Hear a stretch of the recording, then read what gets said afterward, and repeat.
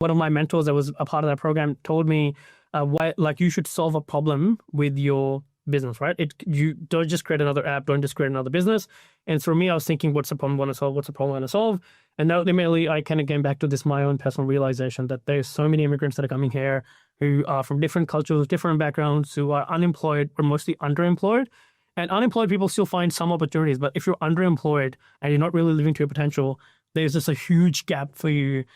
And then I did some research and found that there were 60% of the people at the time, 60 to 65, were either unemployed or underemployed in Australia in the first 5 years of being here, right?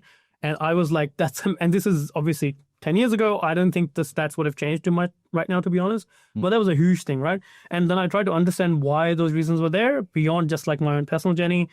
And the issue was, you don't have local work experience. Sometimes you don't have local education. Language can be a barrier for people, all sorts of different things, right?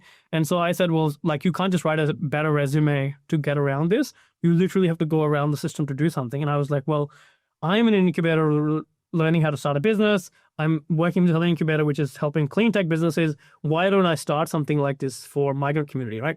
And then I did some research and found that there was nothing like that in the world. So, and that was, to me, it was a surprising thing. I was like, hang on, I'm sure someone else would have done it by now. And there was nothing like that. This is, again, back in 2015, 2016. And so I decided, well, if no one else is doing it, why don't we just try it out and see what happens?